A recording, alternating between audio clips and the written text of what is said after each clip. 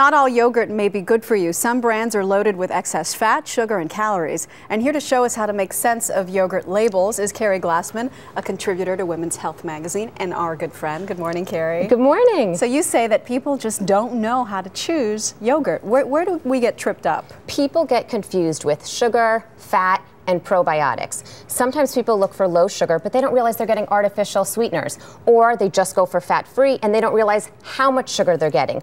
Or they get drawn in by all those probiotic labels out there. Which we'll talk about. How do you go about choosing a good yogurt? What do you need to look at on the label exactly? Okay, well, what you need to look at on a label is, first we want to look at calories. About 90 to 120 calories is what we want to aim for.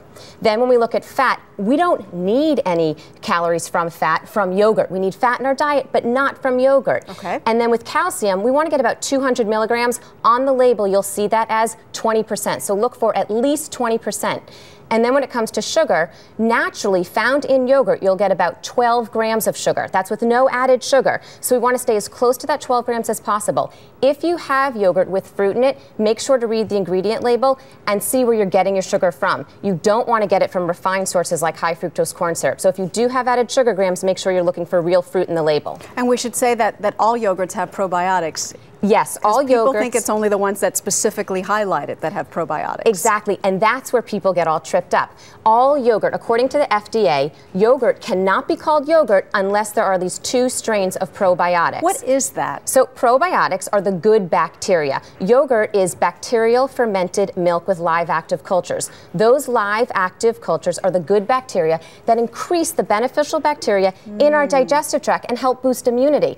There are some yogurts out there that have their own strains of bacteria, so people read that and they think their yogurt doesn't. People need to know that if they're eating yogurt, they're getting those live active cultures. So don't be fooled by the marketing. Exactly, don't be fooled there. What about sugar? Because there are a lot of yogurts that you say are equivalent to basically eating a candy bar. Exactly, and yogurt's such a perfect food. I get so upset when yogurt is corrupted like this. So for example, we have this yogurt here for about 200 calories and 29 grams of sugar. That's like eating 5 Reese's peanut butter cups. Is it because they added the candy topping? There's also added sugar to the yogurt as well. Okay. Then we have this one for about 190 calories and 28 grams of sugar. Again, a handful of Hershey Kisses. And then this one looks so innocent here, 150 calories and 26 grams of sugar. So look out for that. Look out for the sugar. Would you give this to your kids because it's better for them to eat some yogurt even with candy topping? That is a great question.